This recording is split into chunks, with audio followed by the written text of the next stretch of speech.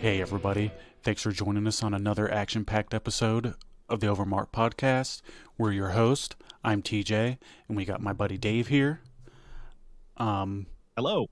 What we're going to be doing is talking about this week in wrestling and maybe a couple other little topics, but just the usual stuff that you guys have come to expect, but maybe a little bit different. We're still learning and refining all this. Before we jump into that though, I wanted to talk about our socials like always. They're the same, OverMark ENT on everything that we do. So we got the Spotify, the YouTube, the Instagram, the Twitter, you name it, we got it. So before we jump into the wrestling, just wanted to talk about a little bit about what I got going on this week. I've been playing that Oblivion remake. I'm sure everybody else, well, not everybody, but a lot of people might have.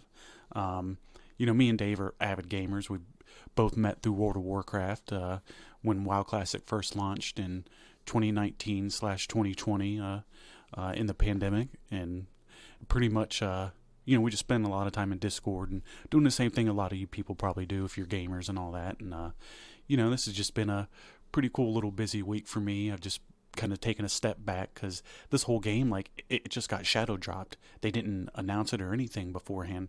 Well, they did, but I think it was like a 24-hour deal. And it's funny because this stuff's kind of happening more and more, especially with Microsoft. And this came out when I was in high school, and a lot of these games that come out these days, they're not guaranteed to be good, and they knocked it out of the park with this one. And I've just been enjoying it, and it's been a fun week. And if you guys played Oblivion back in the day, check it out. It's definitely worth it. I never buy a game that's at full price these days, but I did with this one. But we'll go ahead and jump right back to what the main topic with wrestling was, and we'll talk about wrestling this week. And you want to kind of jump into that for us, Dave? Yeah, and this week's episode of the Overmark podcast is sponsored by No, I'm just kidding. I'm just kidding. Corn. It's sponsored by Corn.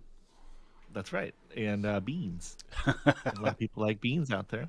Yeah. But yeah, pretty good, exciting week in wrestling this week. Monday Night Raw did really well in terms of actually putting on a quality show. But before we get to that, the attendance number, it says that they had a sellout of 16,777 at the T-Mobile Arena in Las Vegas. So they're hanging in there at Vegas. I think this might have been their last night there, or maybe SmackDown was there. I can't remember. We'll when we get to that part, we'll find out together. And then their viewership was at 2.9 million globally on Netflix. So pretty good number. I mean, never going to be the Attitude Era numbers, but we don't have to bring that up every time. Yeah. The the opening segment was pretty rad.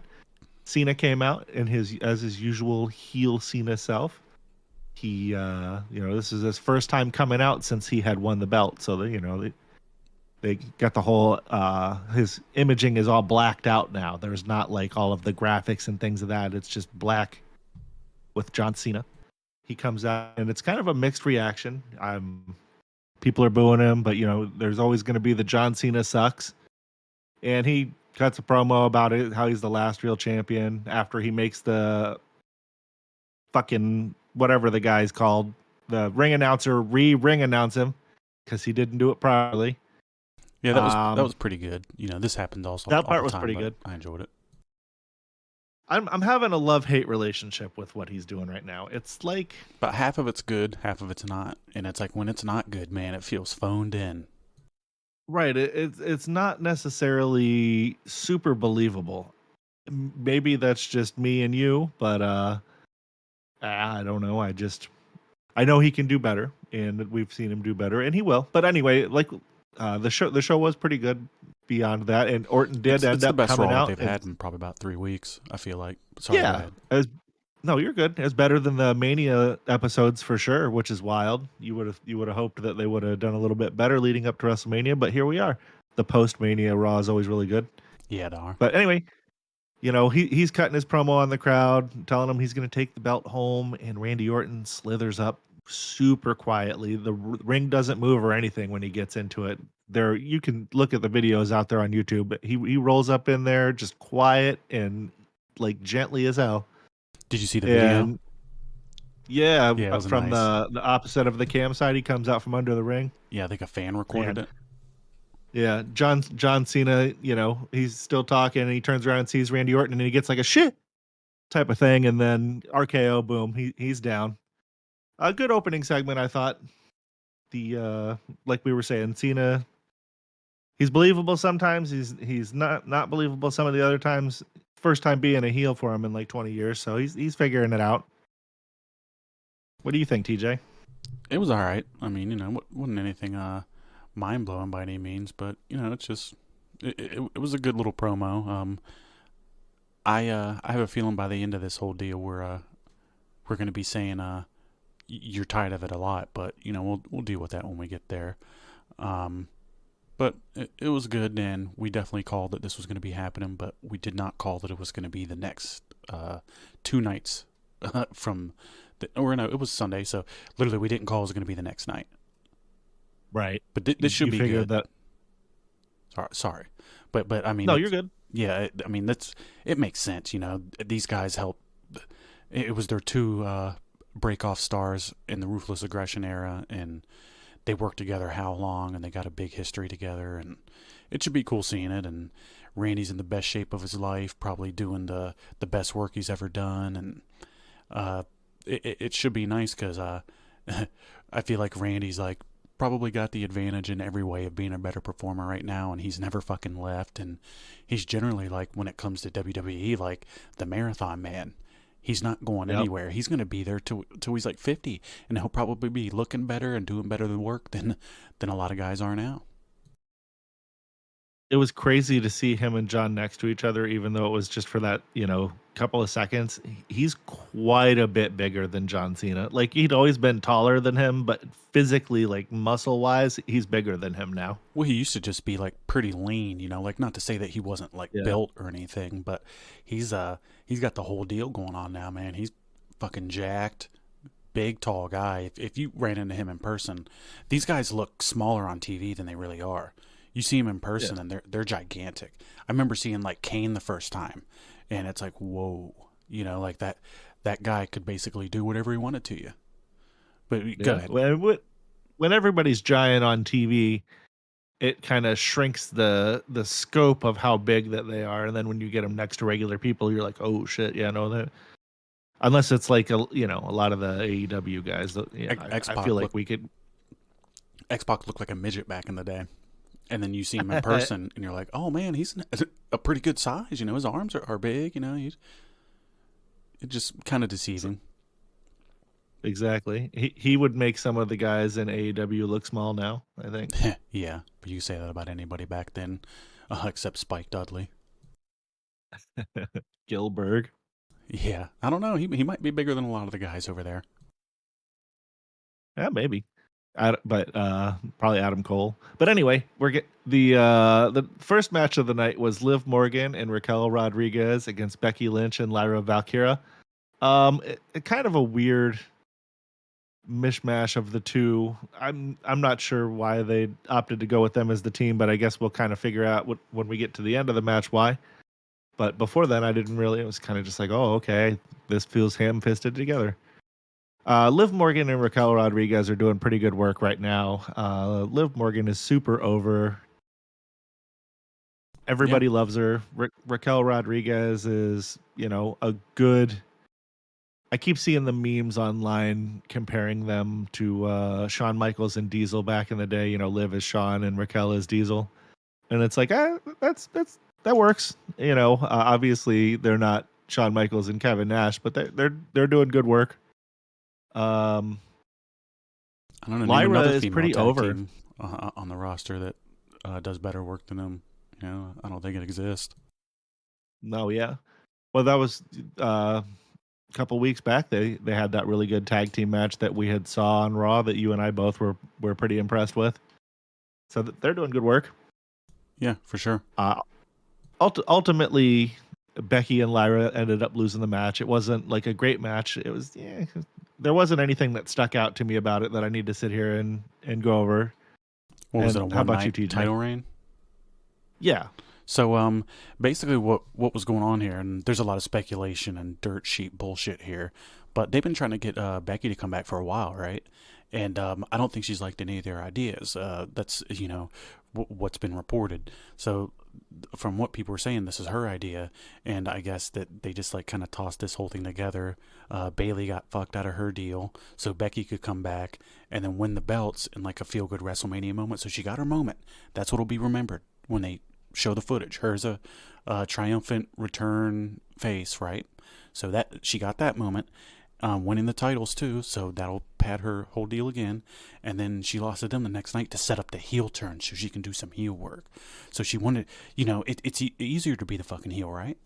It's and you're cooler, more fun. And like people are cheering the heels. They have been forever. So I could see why it makes sense for her this to be her idea and her to want to do this whole thing. But when it's all rushed together, mashed up like this, and it just seems like this wasn't really in the plans. It just the whole thing just kind of stinks and reeks just tossed together bullshit. And I'm sure they'll have a way to make it better down the road. But just for now, it is what it is. The match was what it was, and it's kind of what you would expect, and nothing too crazy. And it's Liv Morgan's just so good that she's always going to have some kind of belt on her, and makes sense. Right? I mean, her at least having that, but her and Raquel Rodriguez are a good team. I like the big little dynamic they got going on, and they definitely do good shit, and they both look pretty good, and they're I don't know. I already said it before. They're good. We can move on to the next one if you want. Yep. So the next segment, the New Day, we're gonna come out and face the Alpha Academy, and everybody gets out there. They make their little entrances and all that jazz. And then before they can start the match, Rusev comes back and got a pretty good pop here, I thought. He's been gone since 2020. This is kind of a big deal, I think. He was presented like a monster here. Dude came out, got a really good pop. New Day kind of heel escaped out of the ring while Rusev came down and, destroyed the Alpha Academy guys. Yeah, it's pretty cool to see Rusev back, man. Yeah. I beat you to it. I knew what you were going to ask me, but it was pretty nice. Like I enjoy it. I liked anytime I really saw anything he did as Miro in AEW was good.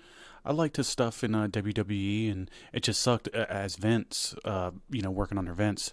They had him do some cool stuff for a little while, but it was in the end to kind of just put Cena over at Mania. Remember, he went undefeated with the U.S. title in his first run in the company, just to, get a good win for Cena, which, that's how wrestling works and all. But for a while after I stopped watching, I didn't really see the stuff that they did. And I think they had him doing some weird cuckold stuff to Bobby Lashley and shit from it wasn't great. And some other stuff. And Triple H is going to use him way better. And, it's a shame that he sat around for so long.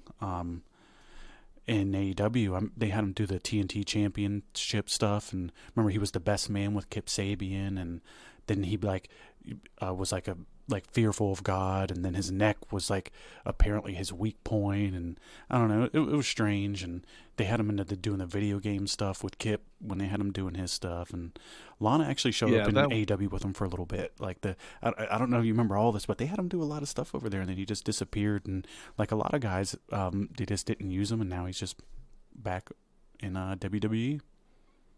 I'm looking forward to it. Another example of obviously it's just one night, but dudes coming back and being more over than what they were when they left, or what they were at the other company. I mean, why wouldn't they be? That it's nice to see the guys that could do more have the opportunity to do that. Yeah, good stuff. Maybe it's kind of a how can you miss me if you're not gone type of deal, too. Yeah, for sure. Side out. The next segment was they had a little backstage deal. Everybody's celebrating with Dominic Mysterio about his Intercontinental title win. I can take or leave a lot of these backstage segments. They do a little bit to further some stories. This one, everybody's happy and they've got a belt, and Balor and Carlito don't. And Carlito's telling Balor they'll fix everybody in the group not having a belt. and then Balor's just kind of eyeballing the Intercontinental. We all know that Balor's going to turn on them at some point. Him and Dom are going to have some kind of feud. At least it seems like. I don't know. I think they might screw him over, actually, so they can get sympathy on him, and then he'll be a baby face. Because, how does it beat him if they're not going to turn faces? I don't think. So, they're going to get somebody else in their group. They've been talking about it for a while. So at some point, somebody is joining them. I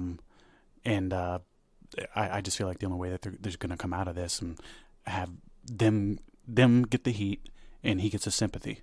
We'll see though. I just know that they do booking that makes a little bit, not that it always comes out the best in the end, but they do booking that makes sense. So I feel like that's what might happen. But Yeah, I don't know. These backstage segments aren't bad. They always have them with the Judgment Day, but everybody involved usually does a good job. Carlito's always funny as hell. He's always one of the better little one-liners that they've had on the show. And I don't know. Him and R-Truth are probably the best comedic relief that they have. Yeah. But, I mean, it was, more of the same of what you've seen, and should be cool seeing where they go with them. It'll be good. Everybody involved's good. Yeah. Go ahead and move on. Moving on from that, we had the next thing was Io Sky came out to address the crowd. She had won at WrestleMania. She actually had a pretty good match. I thought that one of the better triple threat matches in recent history. All three of those gals put on a hell of a show. Uncle Dave gave it 5 stars. Did you see that? Wow. No, I didn't. That's pretty crazy. I think it's the first women's match in WWE history to have that match, or to get that. So it's good for them, I guess. Well, for whatever that means to anybody. I don't know that it was 5 stars to me, but it was definitely a great performance from all three women. But anyway, she came out there and she cut her little promo and she pointed at herself and she's super over. Everybody loves her. And then she was interrupted by the NXT Women's Champion, Stephanie Vaquer. Now, TJ already knows this.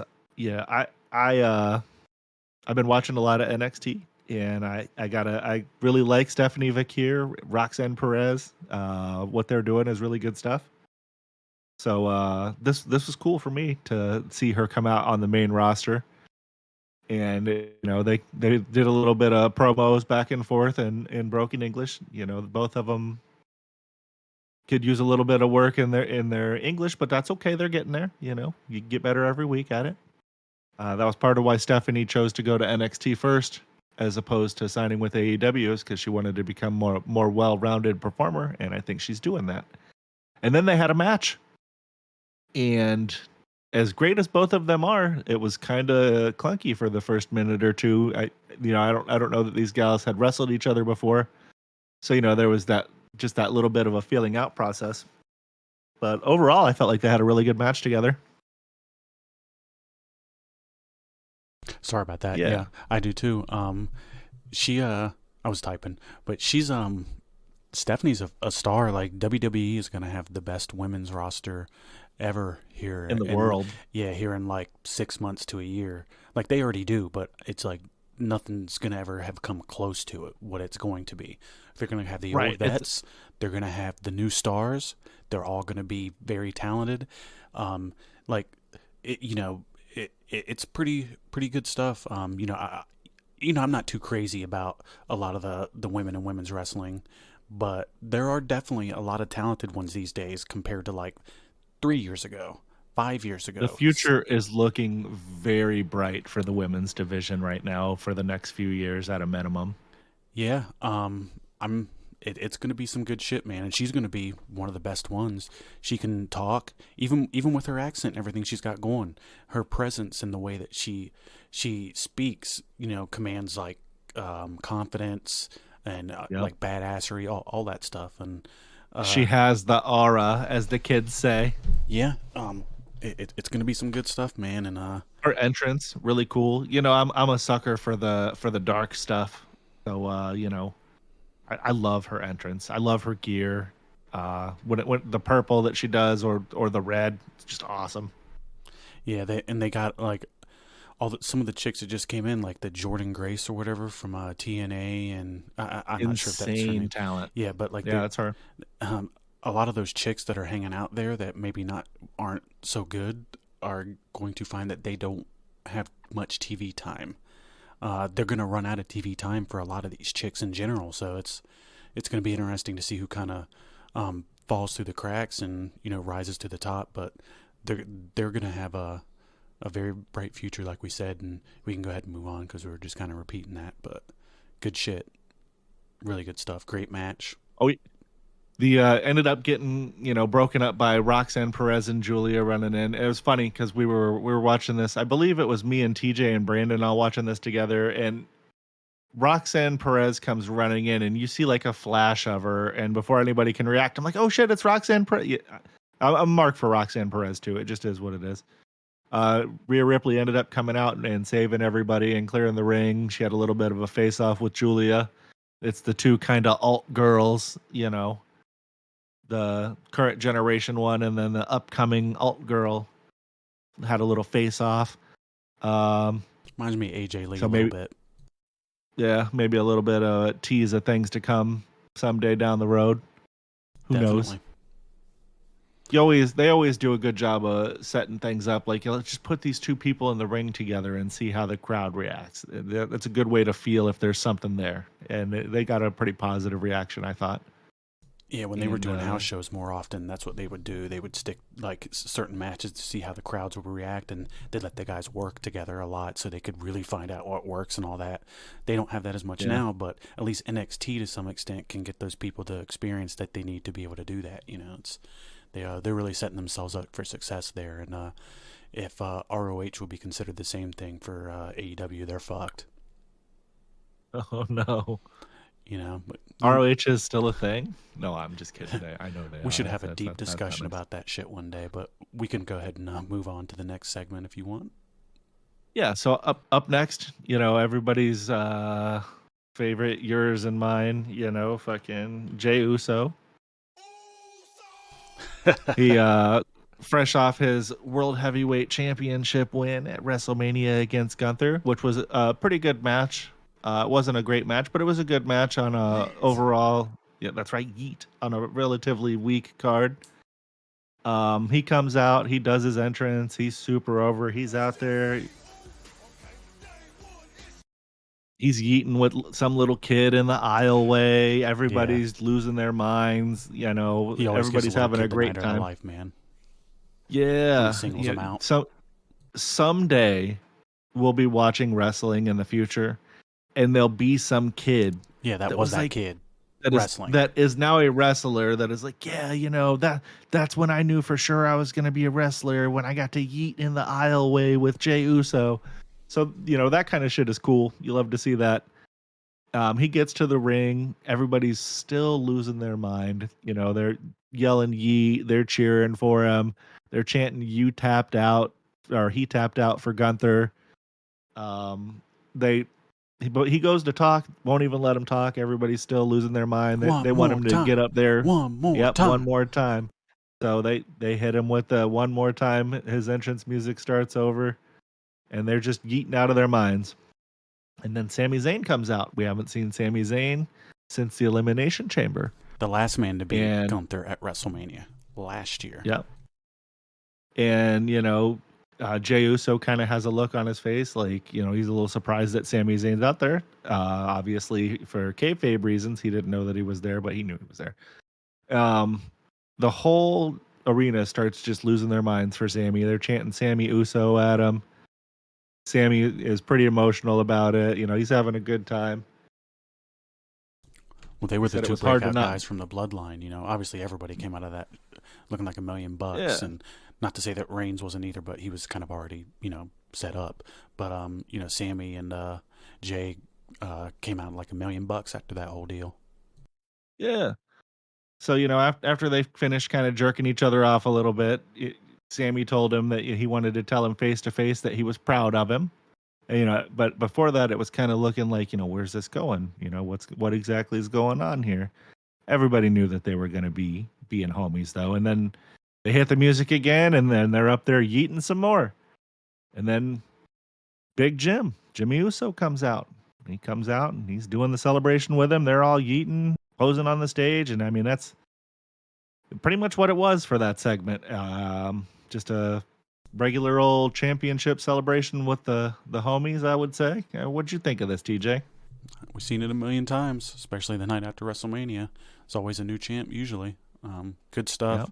I like Jay. He's got a lot of people hating on him in the internet wrestling community, but I don't know how you couldn't fucking like him. He's over as fuck with the crowd.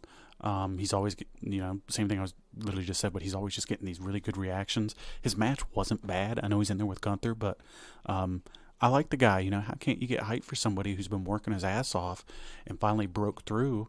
That's exactly what you're supposed to do in like the main angle on any wrestling program. The guys involved are supposed to come out of it, and you're supposed to get guys that look like $1 million on the other end. And it happened, and this is the end result of it. And enjoy that shit, because this guy's not going to be doing it too much longer. From what he said, he's older. He's at the end of his career, kinda. I'm happy for him. I'm looking forward to what they got going. Don't take this shit away, at least until SummerSlam. Let them enjoy it a little bit, and That was going to be my next question: is how long do you think they'll have the belt on him for? I don't know. I'd say like let him go till like Royal Rumble and then set somebody else up with the program. But like let him have a good run with it. I think he's got plenty of stuff he could do. His brother's gonna turn on him at some point, obviously, and like it's gonna be good shit. And I'm looking forward to whatever he does, because when you want to be a fan of somebody in wrestling, for me it's always like, does this guy have passion in what he's doing? That's like one of the big things for me. Like, I obviously like if they're talented in what they're doing, but like when you watch somebody like Bret Hart, was he passionate about wrestling and what he was doing? It's like, Oh yeah. That's like my main thing. Like somebody like Daniel Bryan, like anybody that's an all-time great, like it's real to them why they're doing it. They love it, and like, no, good stuff. I think that's a perfect description. Yep. Thank you. What was next? Thank you. Well, next we had a little bit of a backstage segment with AJ Styles and Karrion Kross. Jackie Redmond's out there interviewing AJ Styles, and they're talking about him losing to Logan Paul at WrestleMania. And Karrion Kross kind of comes in there and interrupts him and kind of chastises AJ Styles, telling him that, him losing to Logan Paul legitimizes Logan Paul, and that he should have used the, what was he trying to throw, brass knuckles to him or whatever? Yeah. He should have used the brass knuckles on Logan, and AJ said that if he went that way, it wouldn't mean anything anyway. I don't know. I haven't been crazy about the Karrion Kross backstage segments. I wish they would use him better. I guess the worked shoot, whatever kind of promo thing that they had him do on WrestleMania weekend has caught a lot of traction. So I guess they're going to start using him in a better fashion. I don't know. We'll see. Otherwise, you're just paying him and his hot wife to be backstage and do segments like this with different guys that are being featured on TV every week. Yeah, more dirt sheet bullshit, but from everything that I read, they're saying that you can expect him to get significantly more TV time, and what you were just talking about, that little shoot thing, got a lot of attention, so good for him. He has been kind of like knocking it out of the park with his promos lately, and he, again, you could tell like this is another guy that seems like he's pretty into what he's doing, so it should be cool seeing like everybody else that has a prominent position in that company has stepped up a lot in the past like 3-4 years, and I don't know, I keep saying it, but should be good. This was a good episode of Raw. It was really focused, and I don't really have much I can shit on. I assume his next feud is going to be with Logan Paul, Karrion Kross, because he was talking about if AJ Styles said if he had a problem with the Logan Paul stuff, he should solve it himself, and Kross said maybe I will. So maybe he will.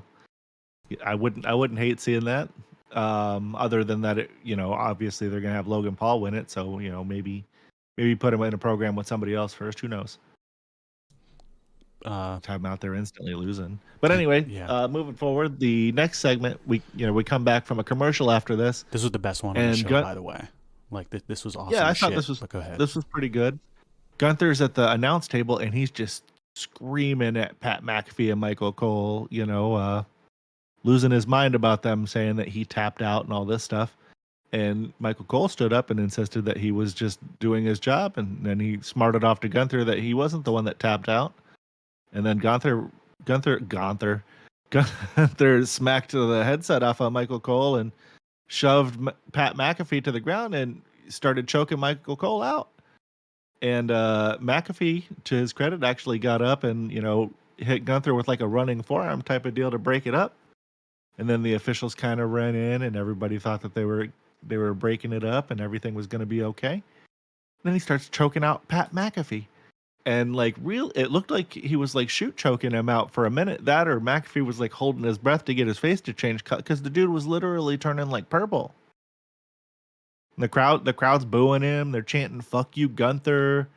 Pat McAfee's dudes from his show have jumped over the barricade and are being held back by security trying to help him, which doesn't actually make sense. Shouldn't the security be trying to pull the guy off, the guy he's choking? But they're being distracted because his buddies. Right. But irregardless of that, the segment was really good. They had to call out the medics, and they had like a slow walk backstage to the trainer's room and everything.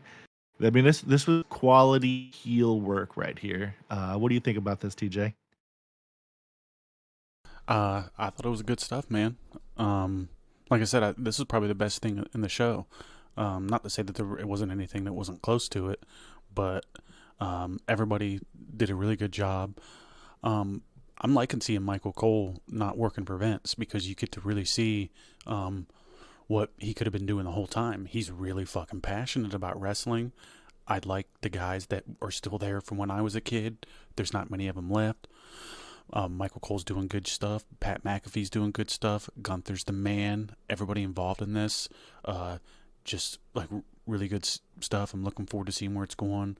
I think they wrote McAfee off here doing this, so he's going to go back to ESPN because the draft just happened for football, right? So it isn't like all that stuff about the step up. And I don't really watch football too much, but it did just happen on Thursday, though. Yeah, this was fucking awesome, and the Buccaneers picked up one of Sanders' kids, by the way. Okay, let's go Bucs. Bernie Sanders? I didn't know they played football. Nah, Dion. But yeah, Intercontinental Championship match. Yes, sir. I had lost my place there, but this was a pretty good match. Dom is starting to be over with the fans. It could just be the Vegas crowd, but the post WrestleMania show when he came out with the belt, he was super over with the crowd. And then on Raw here when he came out, he got a pretty good pop, I felt. Yeah, definitely. He's wrestling Penta, who is still pretty over, but I feel like they had him win quite a bit when he first started. Now that feels like they're having him do nothing but loops. Because so I assume. Go ahead. No, I was going to say go ahead. They're transitioning him and his brother to being a tag team together. Yep, that's exactly where I was going with it. Get them back into being the Lucha Brothers. Why wouldn't they? Which will be great. They're awesome. Right, they're one of the best tag teams in the world, so why wouldn't you have them together? And the tag team division definitely could use the help. They'll be the biggest tag team in the company for sure. They're both pretty over guys, and together they can do good shit. Their AEW run wasn't great, but they did have multiple very good matches. They were like who the Bucks like to wrestle the most, I feel like, as a tag team. You constantly saw them working together. That's not a compliment, by the way. I'm just saying they liked wrestling their style. But I like the way that they're working in WWE a little bit more because it's just a mix of that American and Lucha style, which they do very well. You agree? Oh yeah, I haven't seen I haven't seen them do anything that I dislike yet. Nothing egregious. Which is like, that's a huge compliment. Yeah. Because, I mean, me and you, like, not to shit on the whole luchador stuff, but it's solid, and there's definitely, awesome stuff going on there. But it's not my favorite style of wrestling, generally. But no. I do like when somebody can kind of mix it in with more of an American style, and you get the best of both worlds. And these guys do that pretty well. Alberto Del Rio did it to a way crappier extent. Ray was decent at it, but he didn't have the style. We were pretty lucky that we got to cut our teeth with luchador style, Yeah, a in the lot of great '90s guys. WCW era. I mean, they had a stacked roster of guys that would come in from Mexico La or Japan. Parca. Yeah, the chairman of WCW. At Yeah, some point, we'll do something about La Parca. He was one of my favorite luchadors. That guy was rad. yeah, he was. I think they just brought him back. Somebody else is playing him. Oh no, well no, there are two different guys. I believe that we'll have to look, but like one guy, like he didn't own the gimmick. I believe From what like I read, they he just got resurrected as someone else playing him. L.A. Park. Um, but we'll talk about that another time. Let's move on to this Yeah, main event. It was pretty good shit, man. Awesome stuff. yeah. This was, I thought, better than the Gunther segment that we were just talking about. This was the highlight of the show for me. The Rollins Heyman promo. They come out and they cut their little promo about how their new group that they're forming and everything, and everything that they're saying is believable. Heyman comes off as a perfect scumbag bad guy. Um, Rollins is a great heel. Then while they're out there cutting their promos, of course, CM Punk is going to come out and he starts brawling with Rollins. And, because he likes to get his attention turned other places, like to Paul Heyman, boom, got taken out. Roman Reigns comes out, spears Seth Rollins. They're doing the thing. And boom, Braun Breaker comes out and they starts attacking Reigns. They take them all out. They leave Punk and Rollins laying, and you're ending the night with Seth Rollins, Paul Heyman, and Braun Breaker all together. And this is going to be big shit in the industry. Breaker is a huge star on the rise. He's not even made it to the level of fame that he's going to most assuredly make it to. And this group is going to be one of the catalysts for launching him to the next level. When he lost at WrestleMania, TJ and I said, usually when they have dudes lose the IC belt like this, it's because they're elevating them into a more main event program, and then the next day they're literally elevating him into a more main event program, just like we had said. What did you think about all this, TJ? I mean, I'm gonna say the same shit that you just said for the most part. But now here's the thing that I was gonna add to it though is I wonder if this whole thing was put together to be the thing that puts him over, to get him to be the top guy, because that's the goal. Like Roman Reigns is about to not be the guy. Cody Rhodes is about to not be the guy. This is going to be the guy. Like we've been calling this for like the past 2 years. Like this is going to be who they're going to move on with. Which it makes all the sense in the world. The guy's a fucking star. It's really cool that they're moving him up. I'm sure he's going to have the World Heavyweight Championship, and he's probably going to be who's going to take it from Jay. I've said that a couple times on this show already, right? I think so, yeah. But yeah, I think last show, in fact. I wonder if they're going to get somebody else to work with these guys. Like maybe they're going to get a if you don't count Paul Heyman as like one of the wrestlers, then the third guy they might have, and if it's like the right guy, this might be like one of the all-time great trios in a while. Yeah, traditionally these factions do consist of 3 actual wrestlers, so it'll be. I don't even know who they would pick at this point. Me either. I'm sure whoever it is, it will be entertaining and make sense. Be funny if it was Wardlow. He's coming over at some point. The dude has the look and the tools. I don't know if it wouldn't be impactful. I'm just saying it'd be funny if it would be. We would. He's one of those guys that he would already know. We would already know that he's there because he's gonna have to go through NXT first. That just is what it is. Yeah, maybe not too long, but overall, this was a really good segment. Paul's gonna make Breaker look like $1 million. Is gonna put him to the next level.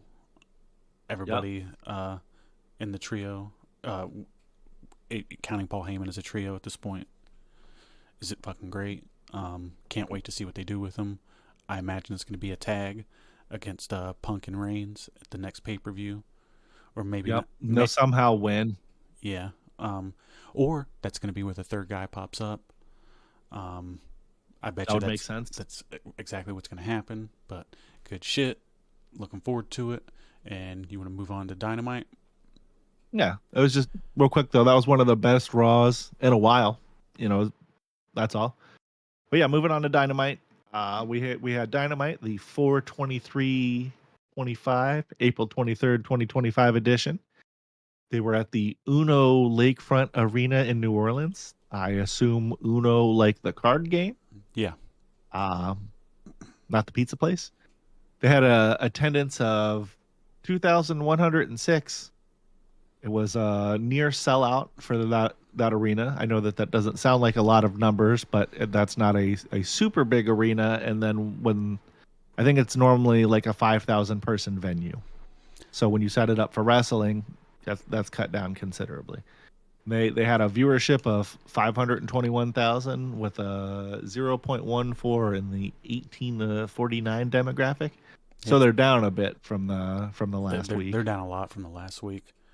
I think it's like 24% or something. But that's quite a bit. One of the things that kind of happened with that this week, and then we'll move on, is they had hockey and all competition from something else, maybe the NBA, but everybody's kind of using that as an excuse because they aired live on the West Coast and they usually don't. Usually they air later, so it's at prime time for them. But people use that as an excuse. But last year, at this time, they did like 680K. So it's like they did pretty well last year. So why is it so low this year? Well, probably reasons that I will not speculate on here, but we know why. But anyway, they have the opening segment here with Master P. Everybody whose back hurts right now that's listening to us knows who Master P is. Make him say, but now we're more like make him say, my back. He comes out and he's introducing the ops. I'm very into the ops. Believable group of guys. When they're acting tough, you think that they could actually kick the shit out of the people that they're acting tough to. And when you compare them to a lot of the people on the AEW roster, they probably could in a shoot kick the shit out of most of these guys. So that's pretty cool. They came out, they cut their little promo with Master P. They celebrated their title win. The Death Riders interrupted. They came out, they're brawling a bit. Joe locked John Moxley in the Coquina clutch again. He just keeps locking him up in this thing. Hopefully he locks him up in an actual match and takes the belt off of him so that we can move on from the Death Riders chapter in the AEW story because it's about time. And then the Young Bucks come out with Okada and they've got chairs and they save everybody. And Marina Shafir comes out and pulls them from the ring just as Swerve Strickland arrives to kind of even the odds. And then Kenny Omega came out as well. And they cut a little bit of a promo, or Joe cut a little bit of a promo praising Omega before he challenged John Moxley for the belt. I assume that they're going to wrestle at the pay-per-view. That hasn't been expressly figured out or announced as to when they're going to do it, but I assume that's it. What did you think of this opener? I don't know. I mean, it was all right. Samoa Joe's the man. His presence is something that most people in the company don't have, and it's like a legit kind of tough guy. Right. Bigger guy. He can work really well. He doesn't have to do crazy high spots to make himself get over with this crowd, which almost everybody else does. So he's doing stuff on the show that most people aren't capable of doing. I enjoyed the segment, though. I generally like anything with Kenny. Kenny's the man. Swerve's fucking awesome. I don't think Swerve's done anything in the company that I haven't liked besides the whole syringe thing in a while. The Bucks. That's fair criticism. Yeah, the Bucks. I could, they could just go. Okada, I don't want to talk poorly on Okada because it's not his fault, but the way that they use him is just not good. He could be doing a lot better stuff, but he's barely on the show, and he's just been like a comedy guy the whole time and barely ever wrestles. But It was an alright segment. I liked it. To your point, I had hoped for a lot more from Okada when they got him.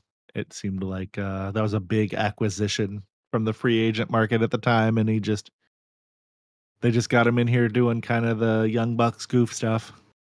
I mean, it's their buddy, so that's probably why. Yeah, that's true. But yeah, like to your other point, it is good to see Kenny out there. I'm glad that he's back. Hopefully, they use him in a good fashion and they make a good paper double or nothing next one, I think, or is that Yeah, pretty sure that's it. Okay, cool. So yeah, that'll be good. They got some there for a sec, but you're good now. No, my brain was lagging, not my not my PC. But anyway, we'll move on from that segment. The next segment, they had a backstage segment with Nick Wayne and Christian Cage. Say that 3 times fast. Backstage with Nick Wayne and Christian Cage. This was good.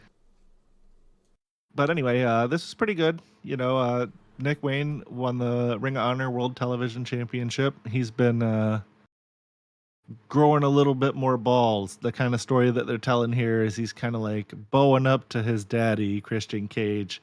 You know, he's not just getting completely pushed around like the young man that he was earlier in the first iterations of the patriarchy. Yeah. His mom's hot. I enjoyed it. Yeah, and all she does is just stand there. But yeah, he stuck up to him, and awesome. Basically was just like, it's funny. Christian took the belt, and he does that with everybody that like works with him. He like takes it and takes credit for the belt, and like he'll say that he's the champion, right? Yeah. But yeah, everything Christian Cage does in AEW is good. He's the man. It kind of sucks because I feel like at one point they were going to have him become the world champion, and whether that would have been the right decision or not, they definitely weren't just going to have him win that like contract just to lose it in the fashion that he did, right? Yeah, I think that was they kind of dropped the ball there with that booking. Yeah, but it is what it is. And then like they give Nick Wayne the ROH World Television Championship. Like I would rather have a Domino's pizza than that. Like that it would probably be worth more. If you're gonna try to like put somebody over, giving them title number 21 on show number C or letter C, whatever, doesn't really work. It's a prop. It doesn't really serve a purpose. It overbloats everything that you're doing. Get ROH stuff off of your television show, and just make an AEW World Television title, which they don't have, by the way. Why not make that? Yeah, we need to talk about ROH at another time. We literally said that earlier. I don't want to get into it too much, but it's nothing but a prop. It's completely pointless, and you want to move on to the next one. Yeah. So the next thing is we finally got a match. We're like 20 minutes into the show with no wrestling, which is weird for AEW. Usually they get to the action a little quicker. But we have Mark Briscoe versus Ricochet. It's actually a pretty good match. The crowd taunted Ricochet about being bald, which was pretty funny. They had a pretty good back and forth. I don't know. It's basically a standard AEW match. These guys all got their shit in. The crowd was marked out and into it. This is just they had a pretty competitive match. This is just me, but I like both guys involved. Ricochet's been doing way better work than he did with anything in WWE. Like, I know he was working with Swerve, but that program was legitimately good. I liked it. And Mark Briscoe is very underused, like a lot of guys are in AEW. Mark Briscoe could be one of their top guys right now if they really would have jumped with stuff once he was actually allowed on the show after the passing of his brother. But we don't even need to talk about that. We can talk about now. Fucking push Mark Briscoe. He's the only guy on your show, maybe besides what's Juice Robinson, that has that kind of charisma. I could buy him as your world champion. He can get sympathy and like work underneath like nobody on your show can. But it's like they don't push these guys in these kind of situations because the kind of heat that they have is just on one group that, I guess, takes it all, because I guess beyond, I know describe that a little bit funny, but I'm just saying there's no heat on the show, and there's one group that actually kind of has a little bit in the Death Riders, and the kind of heat that they have is like go away heat. It's not real heat. So like if they could actually have Mark Briscoe working a program over something people care about, where there's something on the line, and he's being like oppressed by like some kind of authority figure, where he's trying to rise above something, they could have like, a program, if they did it well, that would last them like 3 or 4 months. He's the man. Like I know you agree. Like, You just instantly booked it better than them. yeah. I mean, I know it was kind of a crappy description, but I mean, Mark Briscoe could do a lot of really good shit on your TV, and like you could have multiple 4-month-long programs with him, with somebody, and it doesn't even have to be over like the world title. It could just be like he could really put over like your mid-card championships, and it's just something that's not happening on that show, and they almost have no real mid-card scene. It kind of sucks. Yeah. And circling back to the Juice Robinson thing, it's very unfortunate that guy keeps suffering injuries. Same with Man, Jay White. He is good. He's hurt again too. So like they're both out. Damn. Yeah, they can't catch a break. There's a whole bunch of people hurt. We could do like a segment on that, like AEW injury list, and like we should probably do a short on that. Just literally remember that, write that down or something. But yeah, good stuff. And I actually really like this episode of Dynamite, by the way. Their last 2 weeks have been good shows. I'm not sure the quality of the show reflected in the ratings, and not saying it's like the end all be all best show ever, but it's way better than it's been in the past. Just the past 2 weeks, by the way. They got plenty of room to go south, and the show wasn't perfect. And we can go ahead and move on to FTR and Stokely if you want. Yeah, so the Tony Schiavone's in the ring and thinking he's going to introduce FTR after almost getting pile drived by him last week, and Stokely Hathaway, of all people, comes out and interrupts him and announced that he is now FTR's official agent, and then was critical of AEW's management for suspending them. And so they all come out and they walk to the ring together. I don't know that I necessarily buy this as the trio, but they had to find something for Stokely to do. So, I enjoyed when he was doing the stuff with Statlander and Willow. But I don't know if he goes with FTR or not. But yeah, he is a good mouthpiece. So I'm one of these. This is one of those ones that I'm kind of just sitting back and waiting to see. They kind of just came out and cut like bitchy heel promos. Telling everybody that now it's FTR first moving forward. And then they invited the Rock and Roll Express out to the ring because they were in the crowd. And man, these guys are looking old as fucking dirt. Yeah, they are. I love Rock and Roll Express, but man, I mean they're like legit senior citizens now. And they pushed one of them down, and then they were gonna spike pile driver Ricky Morton. And it's like, oh well, you're gonna pile drive a senior citizen here, dude. What are we doing? But then the Paragon came out and made the save, and FTR ran off through the crowd like pussies, like you would expect heels to do. Yeah, FTR decent heel work. It's just it's not how I'd use them if it was my company. This is one of the best tag teams in the world. Undervalued. Definitely the best tag team in your company, and they're not using them right. They haven't been using them right for a while. It's a shame.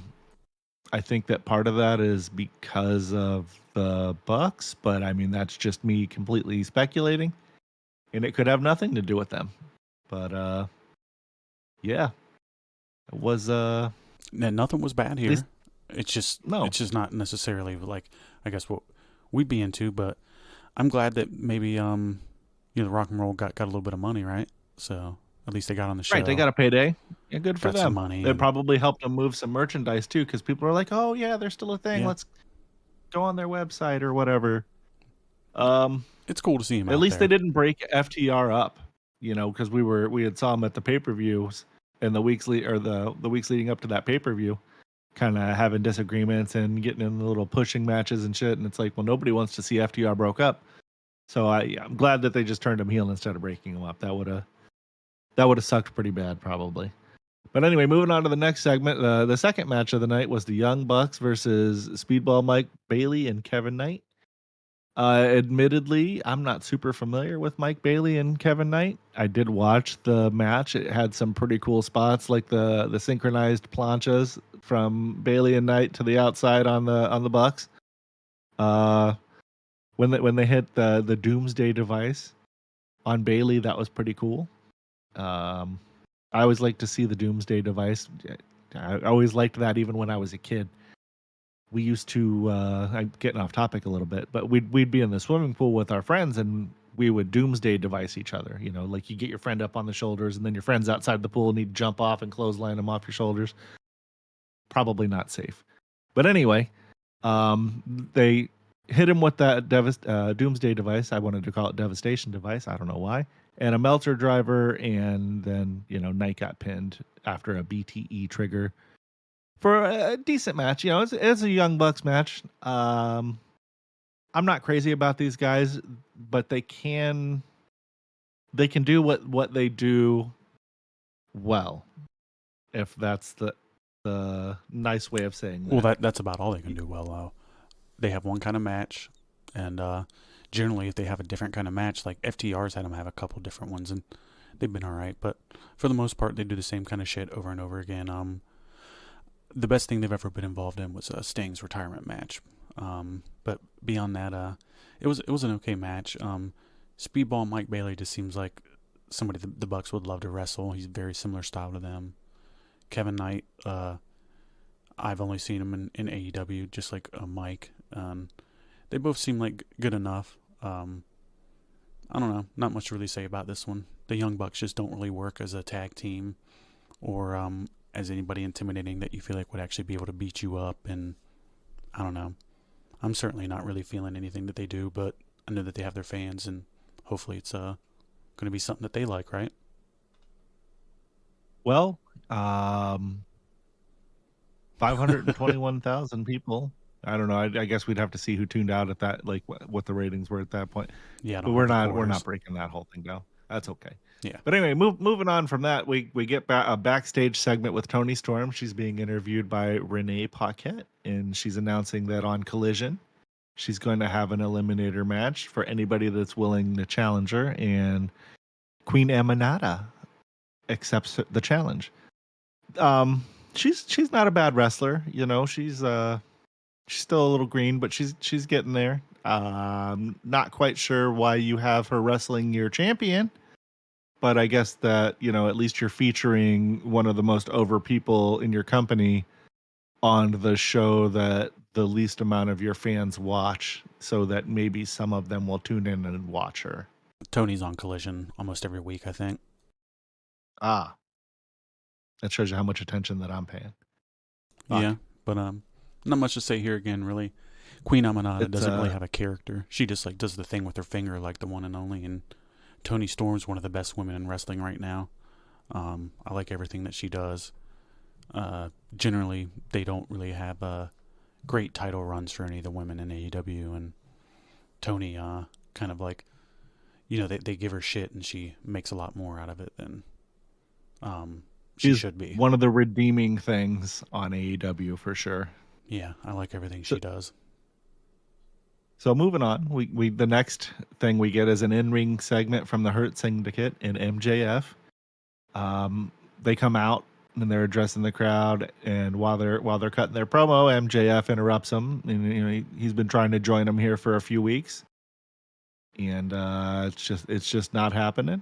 You know, they get a little bit of back and forth, and then, you know, he doesn't get to join, and it is what it is. You know, we're kind of just moving on to the next week. I feel like this is one of those things that could be better and it could be worse, because all four of the guys that are involved are pretty talented guys, and I think this is just one of those things that he doesn't know what to do with them. So it's just this. I don't think that's really a description of what happened, by the way.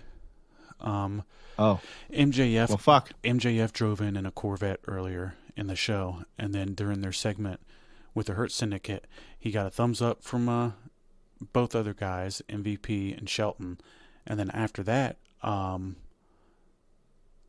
Bobby kept almost giving him a no. He put his thumb out, and twice MJF interrupted him, and then he told him to come to the back, come to the back. I thought MJF was going to have them get jumped by a new group or something, you know. That's the exact opposite of what he did. He offered Bobby Lashley the Corvette. That's right. That's right. And then and Bobby Lashley hops up in the Corvette, and as he drives away, he's like, "Come on, so thumbs up or thumbs down." He gives a thumbs down and takes the Corvette. So I thought it was cool. I actually enjoyed this a lot. He's over delivering on crappy stuff, and everybody in the Hurt Syndicate's good, and they're playing their roles too. This is them not knowing what to do with everybody involved, but I'm not shitting on this. I'm liking it. I'm liking it more than I did last week. MJF's one of the best talents in wrestling. I like everything he does for the most part, even when it sucks. He will definitely be going to WWE after this contract's over. But that's neither here or there. Good stuff. I liked it. You liked it too. I'm looking forward to where they go with this. Oh, yeah. And we keep predicting, probably like everybody else is, that MJF is going to have some guys join him, and they're going to end up feuding with the Hurt Syndicate because they won't let MJF in. Sound maybe right? He pairs back up with FTR. I wouldn't hate that. That may happen. That the Pinnacle? Yeah, I believe that is what it is, and they had Wardlow with them too. Yep. We'll see if that happens. Wardlow probably won't come back and join them. You know, I think he's on his good guy run where he ran to the store and never came back like somebody's dad. Yeah, he's out of there. But we can move on. Yeah. But yeah, so we got to the third match of the night, which is Takasha, Josh Alexander, Will Ospreay, and Brody King tag team match. This is kind of a weird hodgepodge of guys that if I paid more attention to the show, maybe I would know why they're together. Why is Will Ospreay teaming with Brody King, TJ? What's going on here? Because that's the guy that he wanted to team up with, I guess. I may have missed something, but that seemed completely random to me. I don't know. And Takeshita and Alexander, I guess, is with Don Callis and them now. So it makes sense why they're together. But I mean, this was an okay match. I mean, nothing too crazy. Yeah, I mean, one of my common, not criticisms, compliments of AEW is their in-ring work is almost always good. I don't know. It was a decent match. Not really a whole lot to say here. You know that they furthered their story a little bit. You know, post match, the Don Callis family attacked Ospreay and King. Kyle Fletcher came out. Hangman Page came out, and he was ambushed by Roppongi Vice, and the crowd went mild. You know, who the fuck wants to see Roppongi Vice? Well, first off, I'll jump to that. Kyle Fletcher's getting jacked. His promos are getting way better. His wrestling's great. One of the best wrestlers in the company. He doesn't do that stupid toe drag thing anymore. This time last year, I would have never have guessed that he would be somebody that I would be interested in.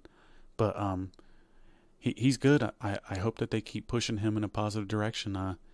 They should have him win the O and like build some stars here. You know, make this shit happen. Yep. Have some like real guys that are like contenders. You know, because you don't have a lot of them now. But all right, match. Like, I care about Roppongi Vice as much as I do a piece of toilet paper after I wipe my butt with it. You know, just flush them right down the toilet. I never want to see those guys again.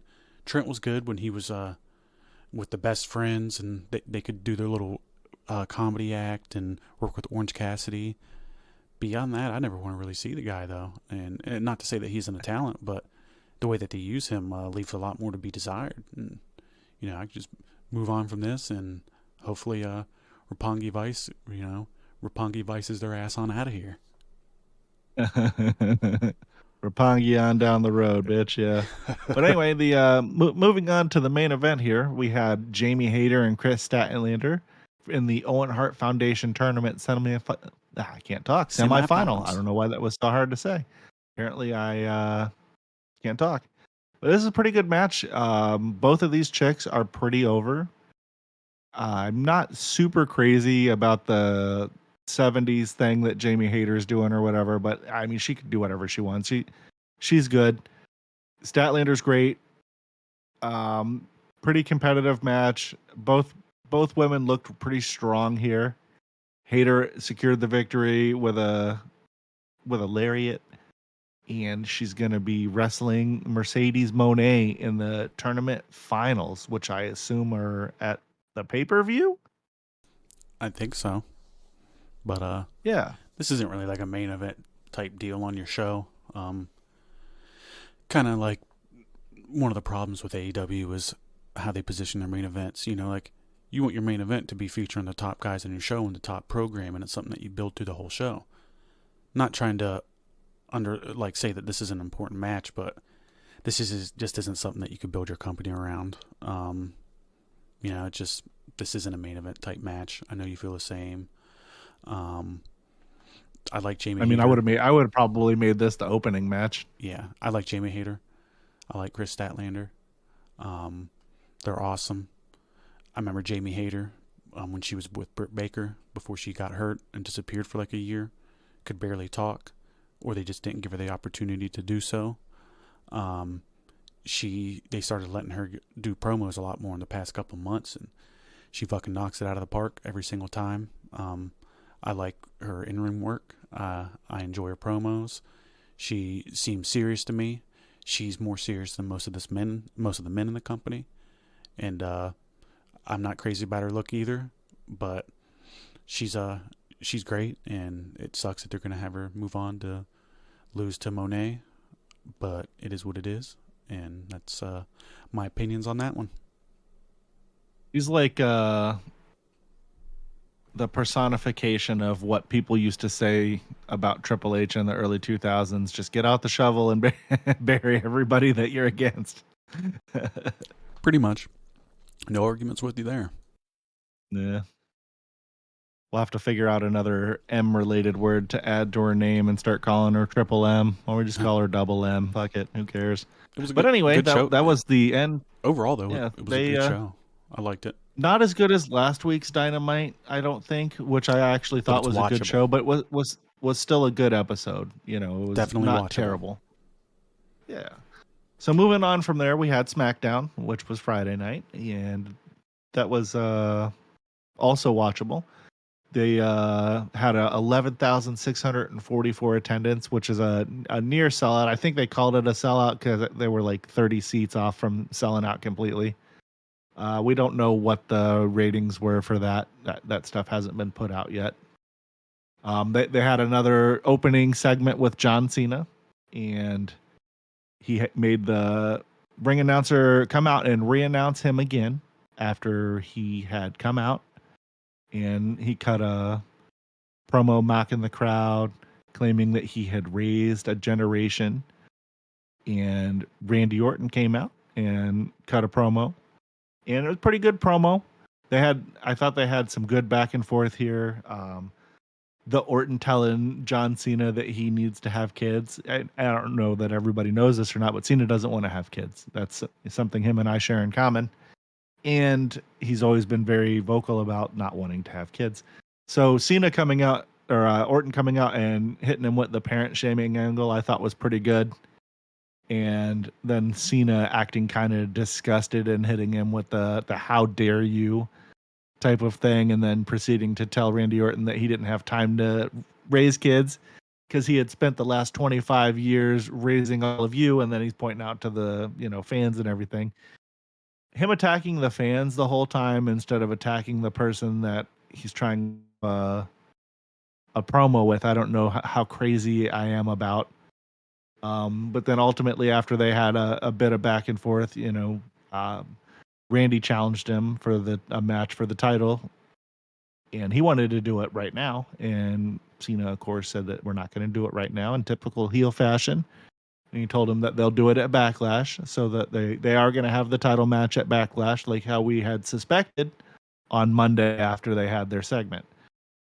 Cena goes to attack Orton. Orton, of course, counters it and hits him with the RKO, holds up the title belt, leaves Cena land for the second night in a row. which most assuredly tells us that at the pay-per-view that Orton's not going to go over, but we're going to have fun watching the build between these two because they've had 25 years of working together. This is a lot of history to pull from, a lot of things that they can do here.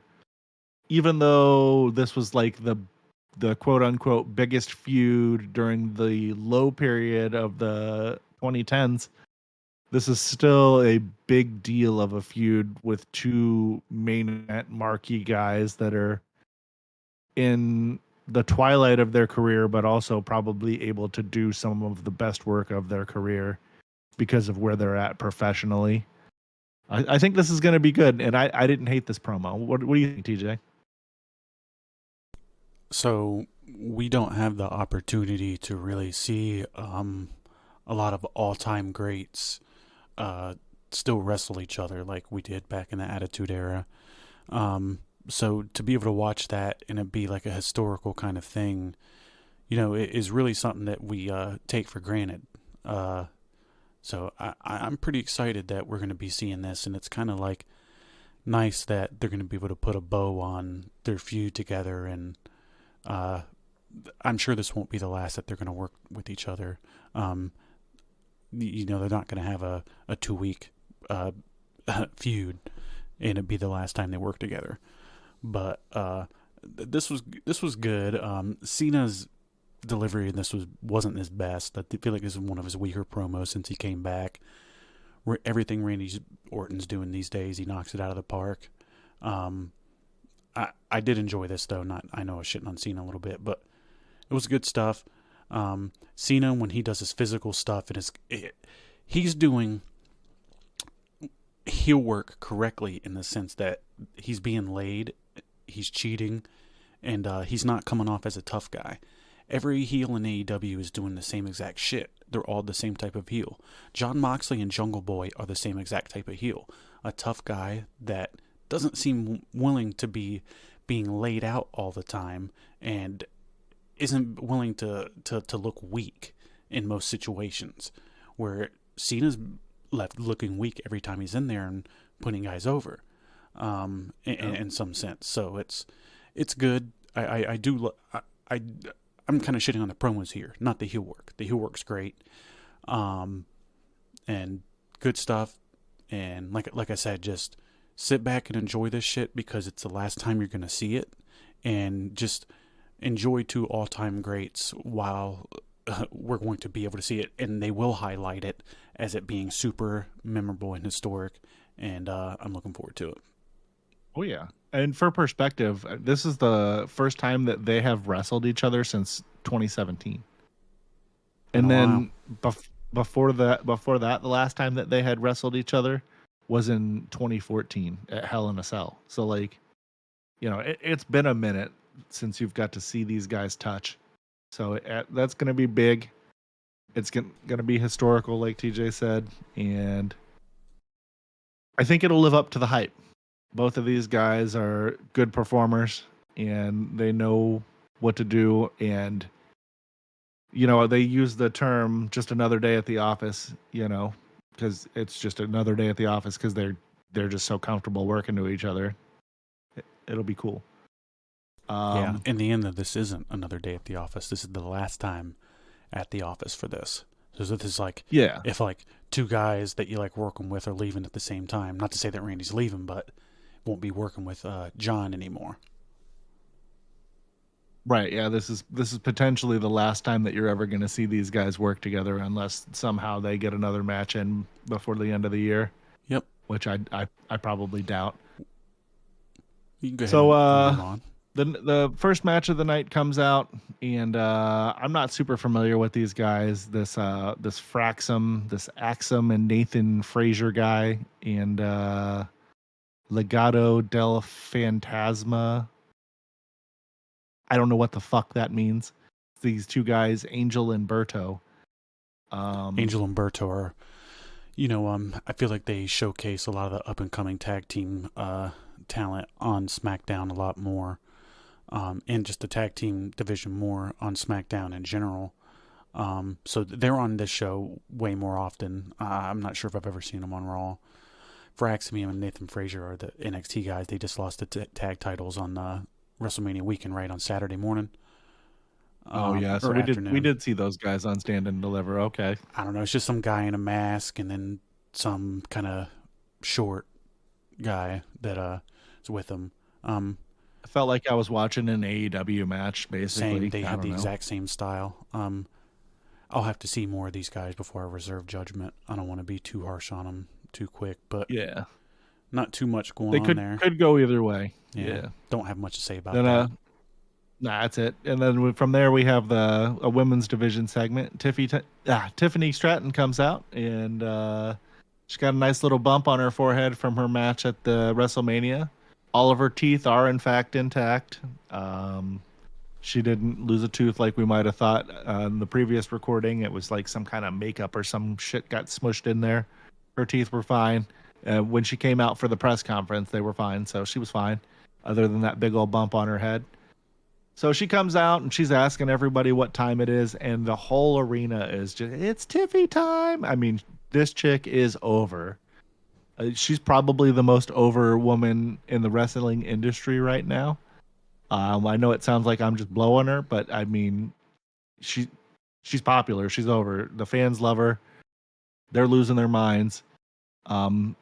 Jade Cargill comes out and interrupts her and challenges her to a match, which I don't know why in the fuck you're gonna have fresh off of WrestleMania with a bump on her head Tiffany Stratton out here wrestling stiff ass Jade Cargill, but that's what they're doing. And Jade looks like $1 million.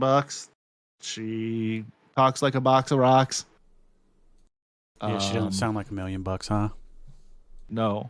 And I feel like her in-ring is plateaued.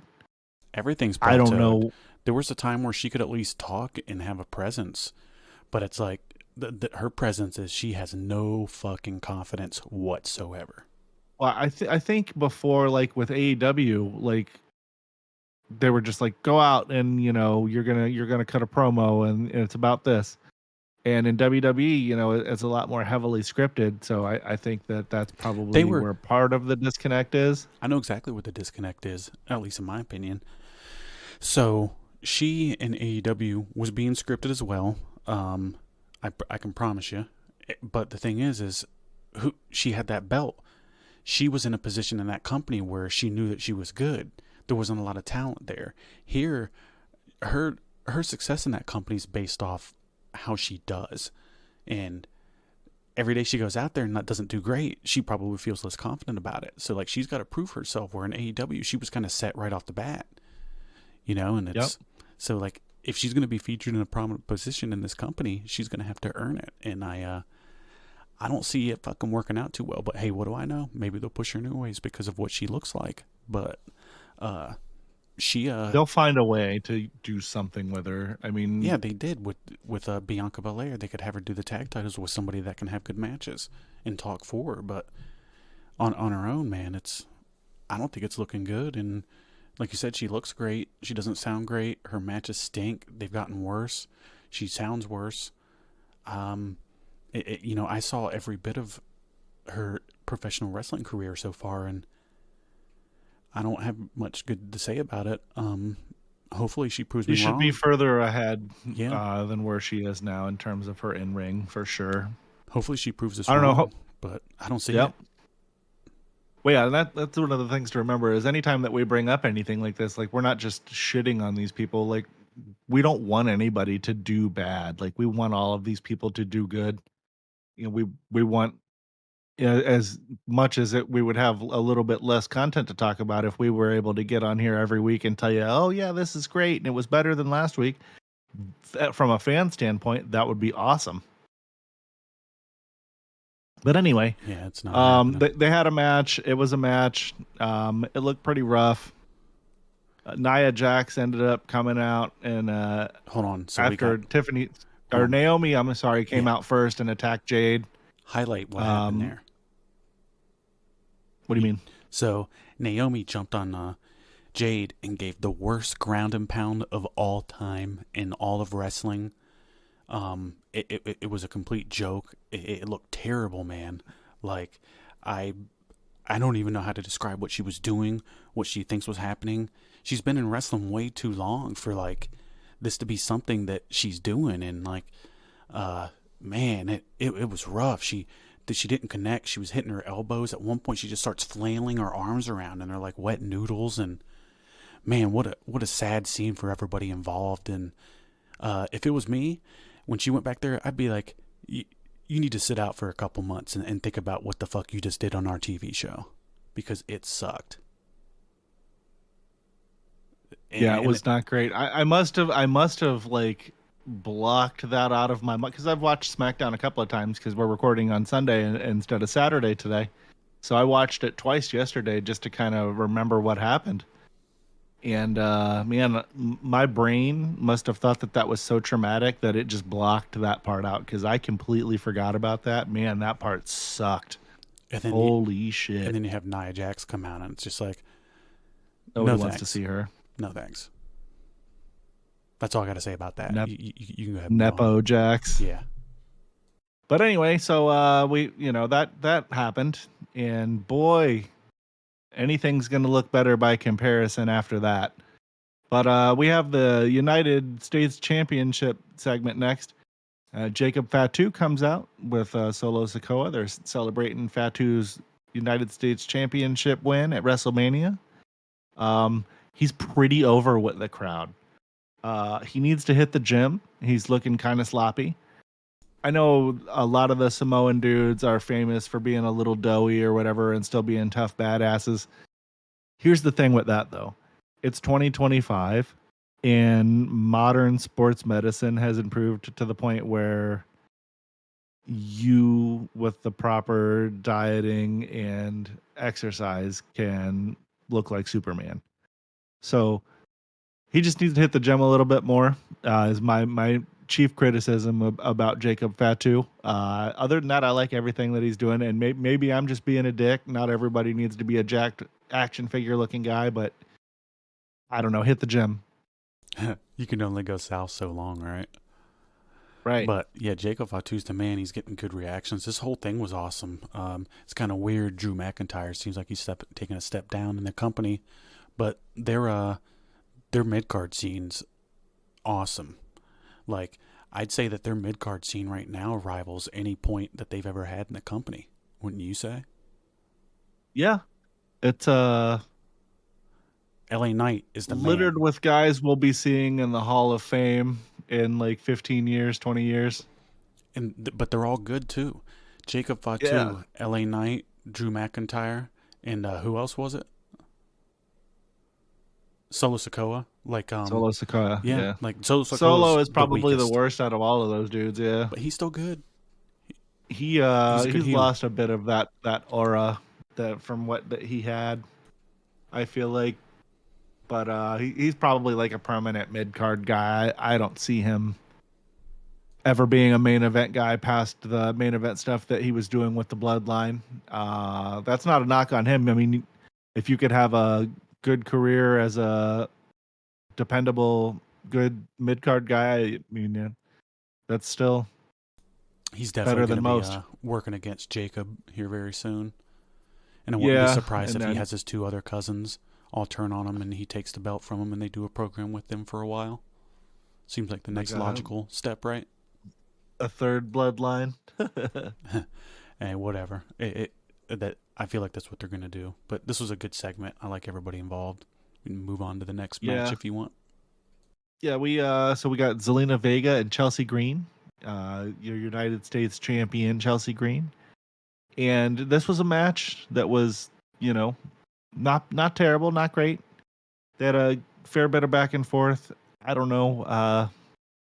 It's just an average match. I felt there's nothing crazy that stuck out here to me. Both of these chicks are stars.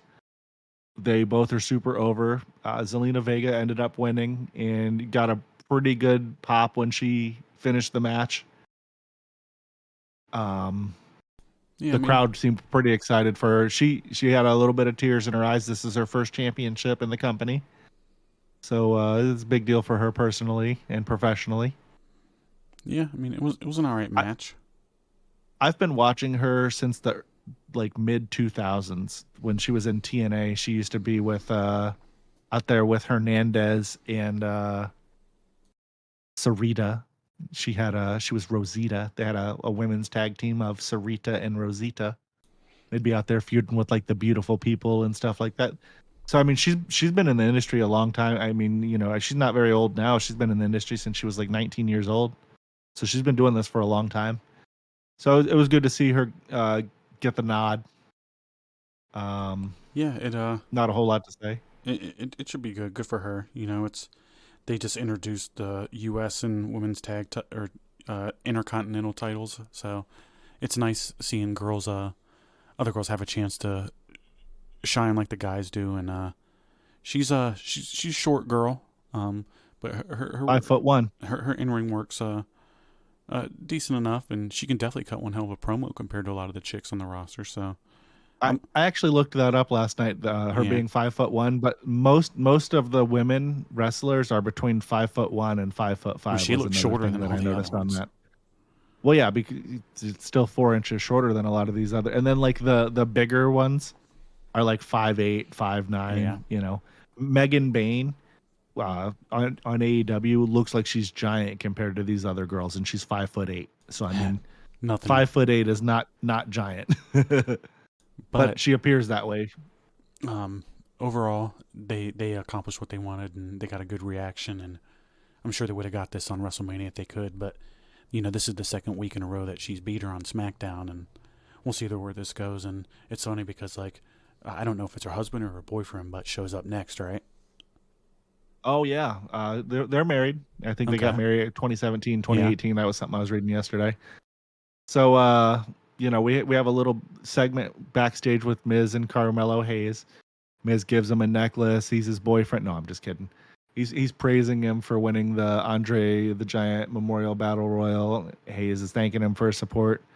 Miz comes out to the ring and he's cutting a pretty good whiny standard Miz promo, you know, complaining about being overlooked being on WrestleMania. You know, he's pissed off about not being at WrestleMania. Reminds everybody, and he loves to remind everybody this, and it's a good stat to be able to have to pull out of the pocket. He beat John Cena and retained the WWE Championship at WrestleMania. There's not a lot of times that has happened. So, you know, that's a great jump off spot for Miz to always be able to use. And then while he's cutting his promo, the lights go out. And there's no more Undertaker when the lights go out. And smart fans already knew that this was going to be Aleister Black. And, you know, his music starts, the little candles light up and everything. The fog rolls in. And they used his old entrance and music from NXT, where he's like laid out, like he's got his arms across his chest, like he's dead or asleep. And the thing stands him straight up. And as soon as it hits the top, opens his eyes, takes a step off of it, looks around at it and takes everything in, and everybody in the arena is going nuts. You know, he takes a step forward, the screen flashes Aleister Black, and the building, the roof comes off of the building. He feels like every time that somebody comes back to WWE from AEW, and I know I said this earlier in the show, that they're more over than they were when they left, and that's definitely the case here. I popped pretty hard for this. I'm really glad to see him back. I was a huge fan of his work in NXT. Really big fan of what he did in AEW. He was an example of doing the best that you could with what you were provided to work with. And so anyway, he makes his entrance to the ring, and his entrance is great. I mean, this is one of those ones, you know, you don't have guys like The Undertaker or Bray Wyatt to have these cool, like theatrical cinematic style entrances. So to be able to get something in like that is great. He slowly comes up to the ring, does a little flip over the top ropes, and lands in the center of the ring in his little cross-legged sitting down style. It's really cool. For those of you that may have missed the show and don't know what I'm talking about, it's up on YouTube. WWE's YouTube has uploaded a bunch of times. It's got over 1 million views already. The dude's a star. And his music ends. He stands up. Miz is pissed off that he got interrupted. Boom. Black drops him with Black Mass. Segment is essentially over. His music hits again. He slowly walks out. This was awesome. TJ, what did you think about this? I mean, he pretty much hit everything on the head. It's the second guy to show up from AEW. I mean, they both worked in WWE previously, but this is the second guy to come back this week. This week. Yeah. So now, I guess after WrestleMania every year, and instead of just looking forward to the NXT call-ups, you're going to see the AEW returns from WWE or just the AEW people coming over for the first time. But overall, great stuff. This is one of Triple H's guys. He will be, at some point in the future, positioned as one of their top guys in the World Championship scene, and good stuff. It's looking kind of bright for them. I was kind of thinking, like, a couple weeks ago, like, man, once, like, Punk and Reigns and a couple of these other guys, Seth, are out of there, like, it's going to be looking rough. But as long as they get the right rub from those guys on the way out, they're going to be looking pretty great. And I'm happy to see him back. And I didn't watch much of his WWE run, and I heard it wasn't that great under Vince. I definitely didn't see his NXT stuff, and I didn't see his short time in WWE. But good for him. Should be nice. It's cool for him that he's back working at the same place with his wife too, and she's having some success. So I'm sure he's probably happier personally than he's been in a while. Oh yeah. You know, mental health has a big part to play in how well you succeed in things in your life, and he should be putting on the best work that he has in a while, because from everything that I heard, he wasn't very happy over there, so he probably wasn't very motivated to work very well. Yeah, they definitely, the quality of the stuff that they had him doing over there definitely fell off, and it was through no fault of his own. I don't believe. You know, you only can do what you can do within the confines that they allow you to do it in. It's not your show. It's somebody else's. For sure. But anyway, so that all happened, and that was awesome. And then we get a little backstage segment with Bianca Belair, and she's telling everybody that she's recovering from her WrestleMania injuries, and she's got a broken finger or two. I know that there was a spot where I saw her, like, you know, kind of like shaking her hand and clutching it. I can't remember exactly what had happened, but you know, maybe she did get hurt. So she did actually get hurt there. That wasn't just a thing that they were selling. And then Nia, that happens, and nobody really cared, to be honest with you. Then Nia Jax and Naomi have a little bit of a backstage confrontation right after that. You know, Nia Jax is telling Naomi that, you know, she doesn't care about what she's doing with Jade Cargill, but to stay out of her way when it comes to the title. And Naomi tells her, as long as she uses caution, you know, because she's wearing the caution tape here now. Nobody really cares about this either.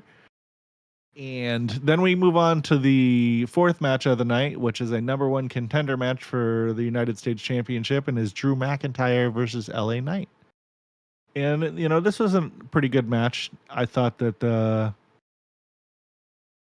I always, when I see Drew McIntyre have a match with a lot of these guys, because McIntyre is now the size of like an old school wrestling guy. You know what I mean? He's like 6'7", and he's jacked.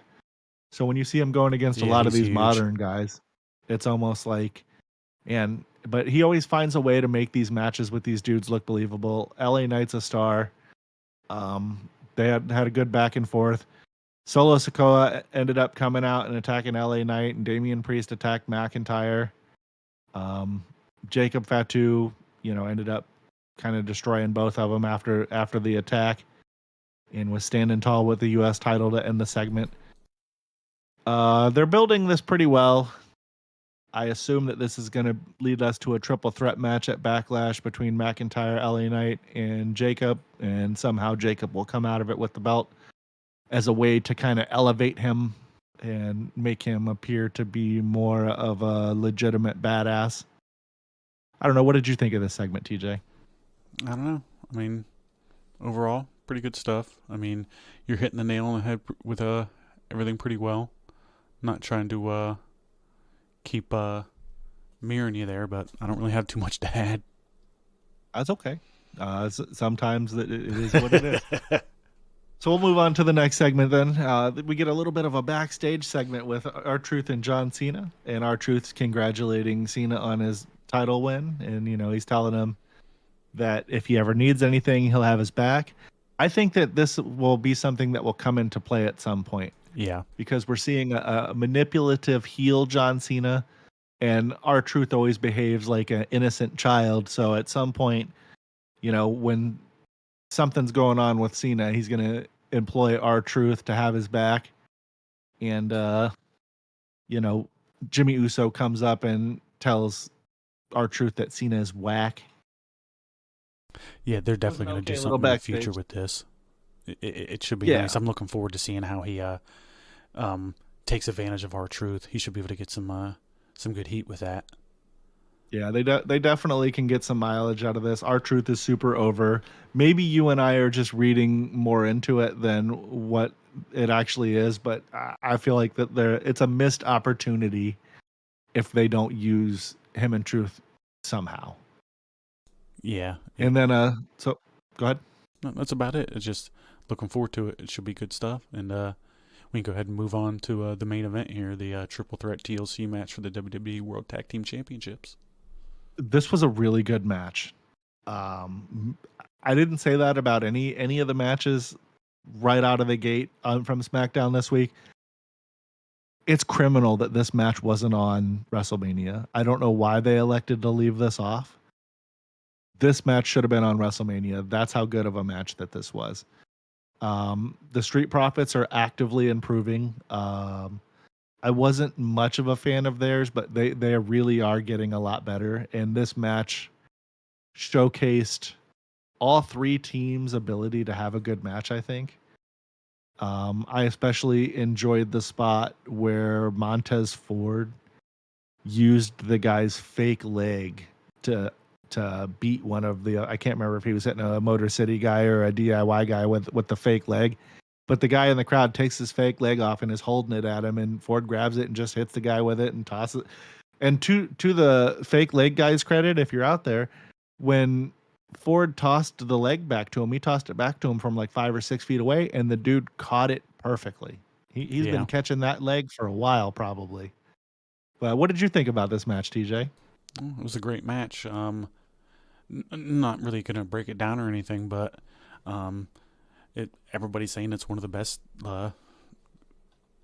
TLC matches ever, and I don't know. It sucks it wasn't on WrestleMania, because it seems like all these guys deserve to be on WrestleMania, even if they were going to do some kind of pre-show to just highlight these guys. But I guess at least they got to show what they can do, and what is it? The Street Profits are really showing that they can put on some good matches, and it'll be nice if they get put in a good program to show the other aspects of their talents in wrestling. And I'm looking forward to seeing what else they get into. And it was a great match, and that's about it.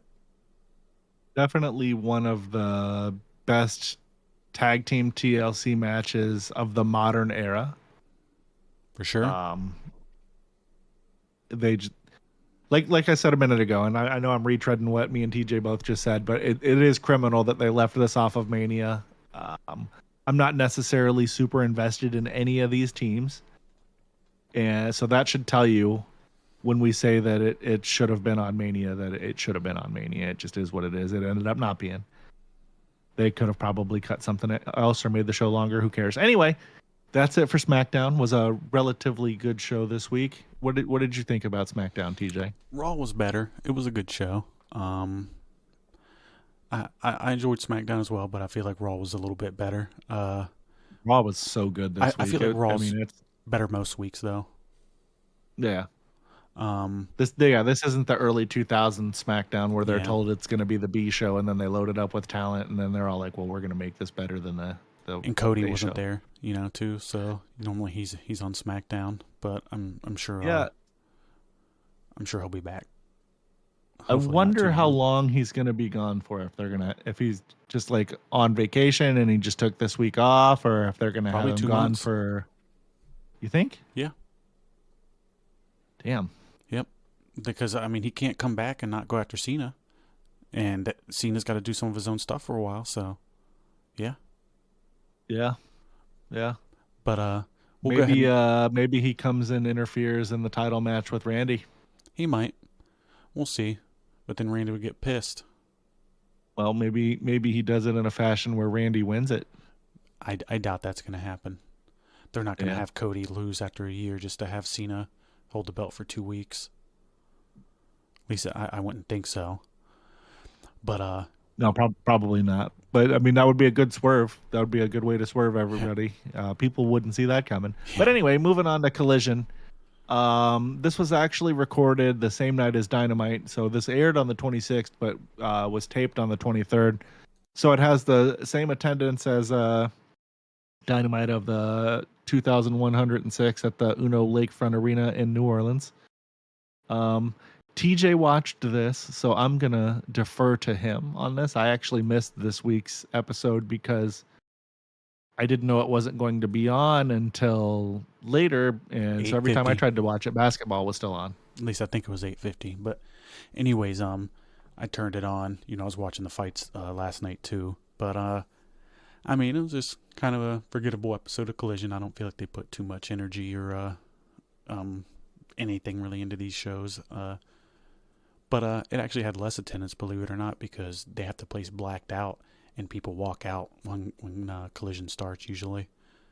Or maybe it was there first, I don't know. But either way, the opening segment, Swerve Strickland opened up the show but was quickly interrupted by the Young Bucks. They announced his scheduled match was happening immediately.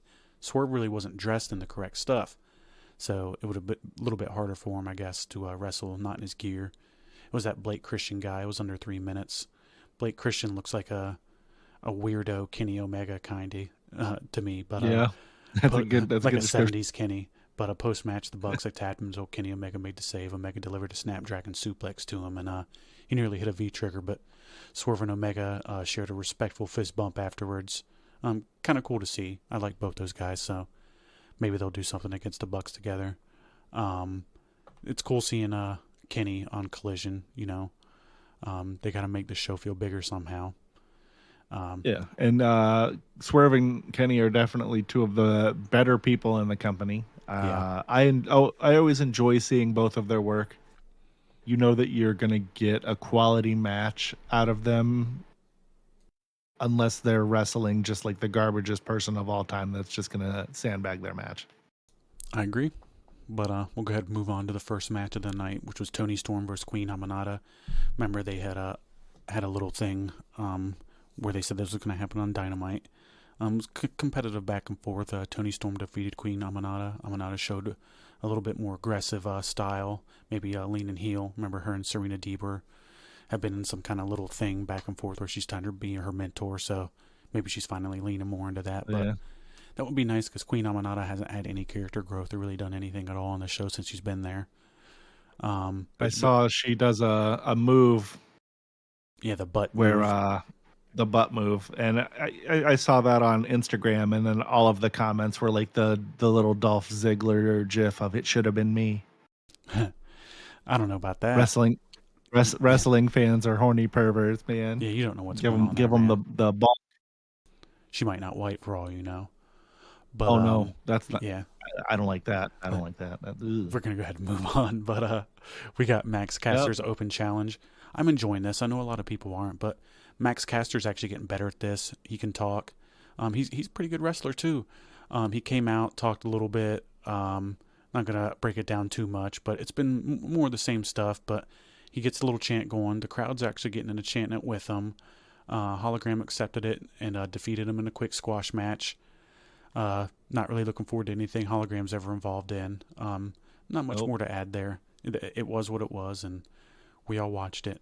We'll move on to the Every next. time that I see something with him or Anthony Bowens, I'm just like, well, why did they break up the Acclaimed? Yeah, Let's break up the most over tag team we have. Yeah, Doesn't make sense. It's a shame they did that.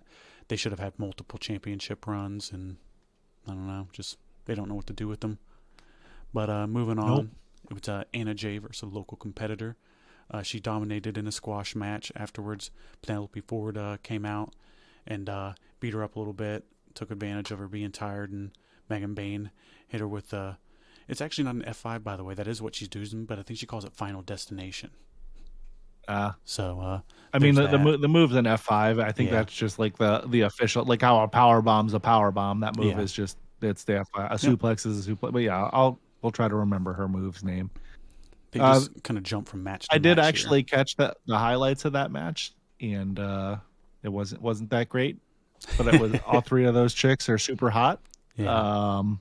And they do got a lot of pretty girls over in AEW. For sure. But tornado tag match. The Crew, which is Leo Rush and Action Andretti with some stupid looking Bowser jackets. They're getting bigger, by the way. Defeated Top Flight in a wild brawl that included kendo sticks, trash cans, a comedic reveal of Mardi Gras beads out of a bag, when they're going to dump the tacks or the glass. It was Mardi Gras beads, and I think that's what ended up causing them to lose, but it wasn't anything crazy, just serviceable enough, I guess. Kind of forgettable, and I guess at least these guys are getting some TV time. But we'll move on. It was the ROH Championship match between Bandito and Dralistico in a fast-paced and athletic match to retain the ROH World Championship. I'm just going to kind of stick to what I said before. I don't need to see ROH belts on AEW television.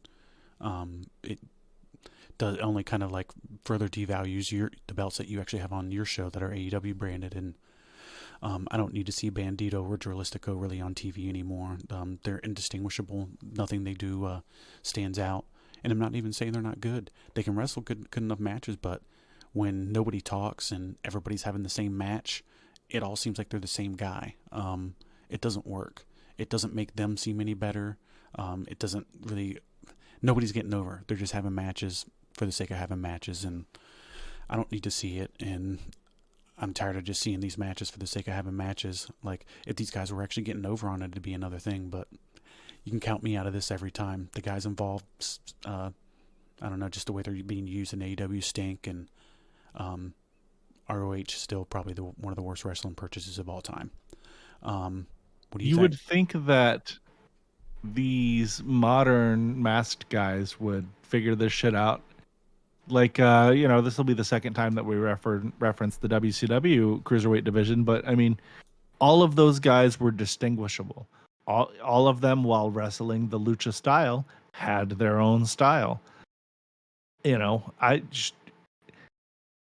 AEW wrestlers and luchadors everywhere should probably go back and rewatch the 90s AAA stuff and the WCW Cruiserweight division and just look at how different. It was like Rey Mysterio, best luchador of all time.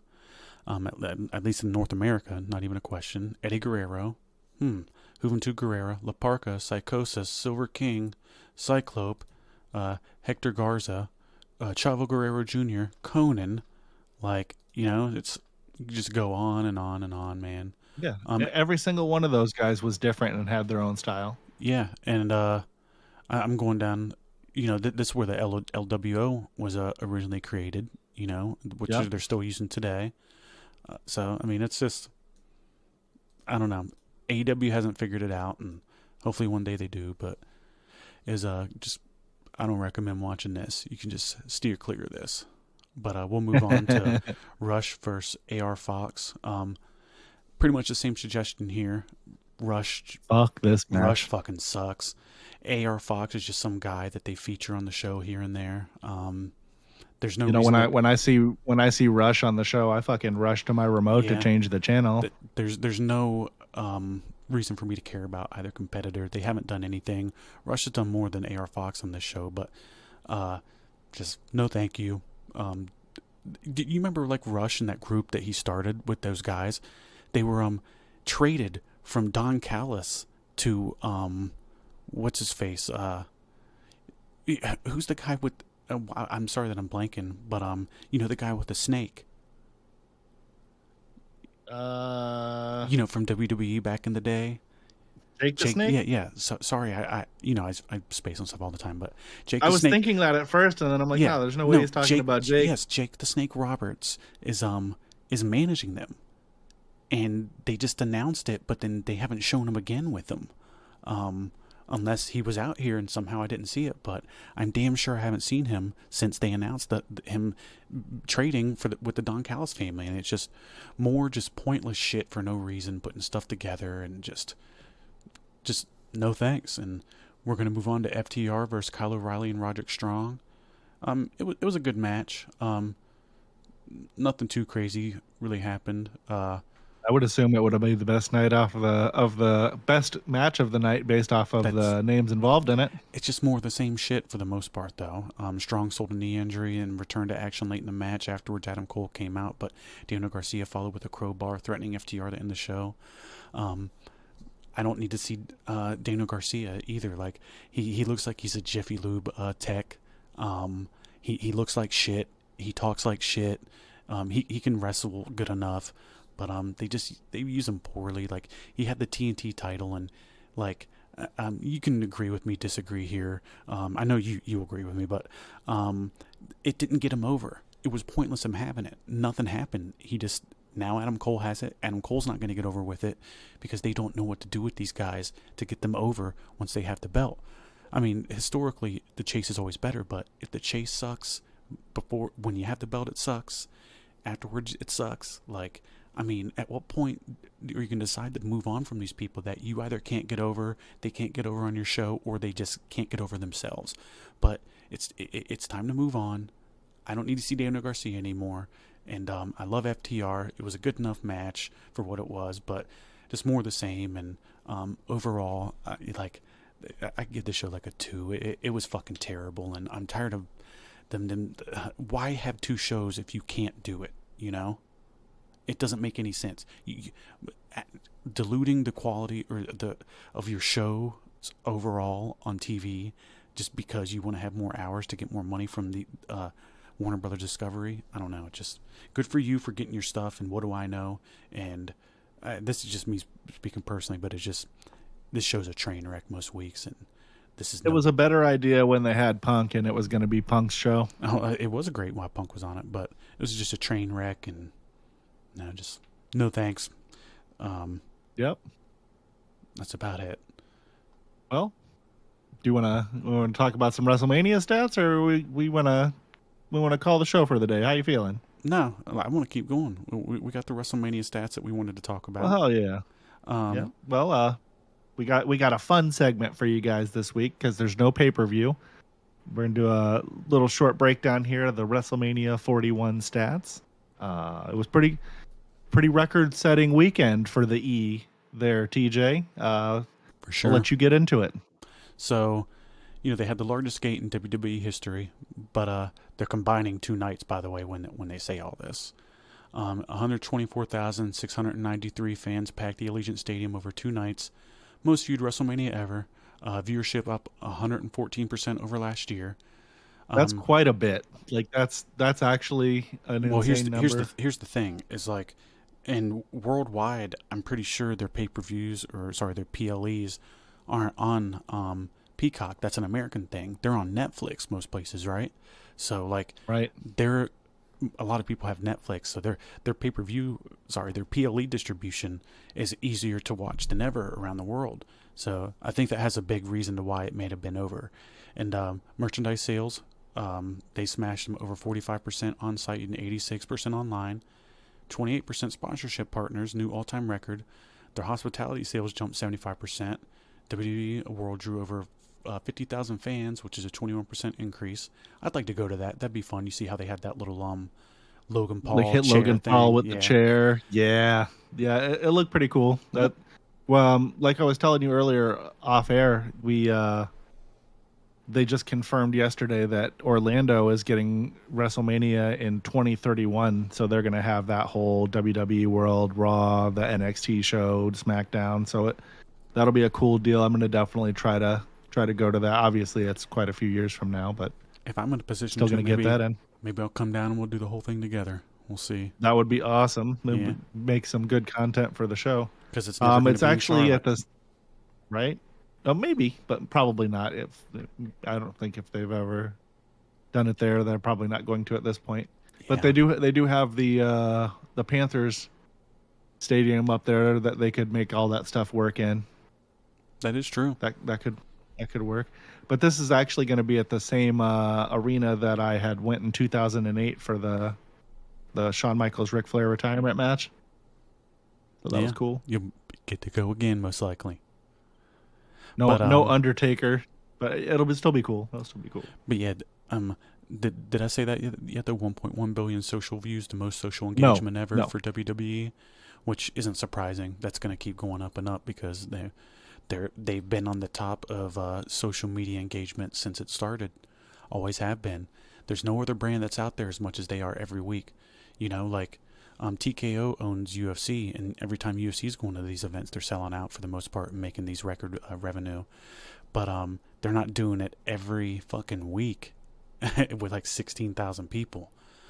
But their YouTube had its most viewed day of all time on WrestleMania Sunday, which is pretty wild. That's crazy. But I wanted to dive into some of this a little bit on a different point of view, maybe a not so positive tone on WWE's end. And they're doing all this, like making the most money ever because they're charging more than ever. You know, like I don't think they had more attendance this year than last year. I could be wrong.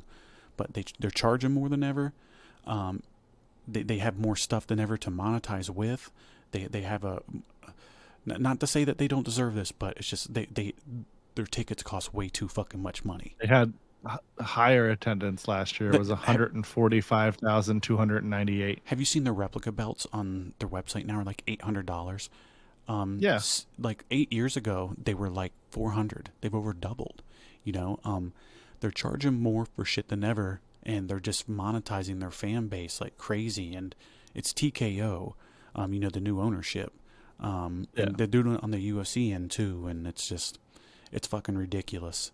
They're gonna end up pricing out the casual fan. They already have, and it's gonna end up being a bunch of tourist fans that don't give them the same kind of energy reaction.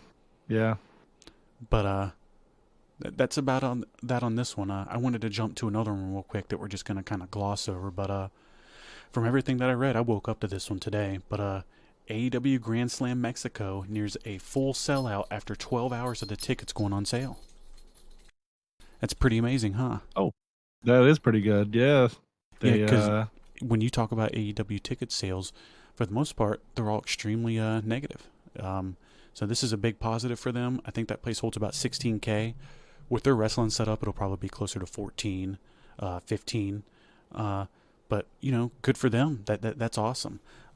Maybe they have it set way lower, so then if they do, they're going to open up more. But that means that they're going to sell the place out, and it should be a really hot night for them.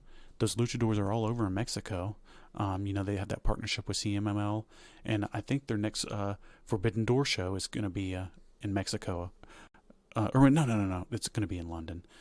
My fault, unless that's a year prior. But good for them. I'm happy for them. They definitely needed good news on that front, right? Yeah, it's nice to see them selling tickets and filling up arenas and stadium. Well, not stadiums, but arenas and venues. They just need to tell some good stories to give those people their money's worth now. Yeah, for sure, because nobody's ever questioned the in-ring work. They got the best in-ring work in the world, in my opinion. Not to say that it's with his criticisms either, but I think that's about it, huh? Yeah, well, as always, you know, well, thanks for the hard work this week, TJ. Oh, shit, we're not done yet. No, unless we're going to do a tease or whatever, if that's what you're going to jump into. Well, yeah. And starting next week, we're gonna be focusing a little bit more on the build to Backlash. You know what's going on. We'll have maybe some breakdowns of the matches that have been announced thus far. I don't think there's very many, but you know, by the next time that we record, we'll have 2 more episodes of Raw and SmackDown under our belts, so there'll be some more stuff to talk about. Yeah. And we're hoping everybody don't forget keeps the good shows going. Sorry, gonna hope AEW has a good show this week. Dynamite's been good, Collision not so much, but fingers crossed we got another good one. Sorry, go ahead. Yeah, to his point, let's get another good week of Dynamite. If we can string together 3 good weeks of Dynamite in a row, I will be very surprised. So surprise me, please. Yeah. Don't forget to check us out at all of our socials at OverMark ENT. That on everything. You know, thanks for listening this week. We'll see you guys next time. Keep yourselves out of trouble, the bad kind, not the fun kind. Thanks for fucking tuning in, guys. We really appreciate it. I had to get that in for Brandon. I believe in Joe Hendry.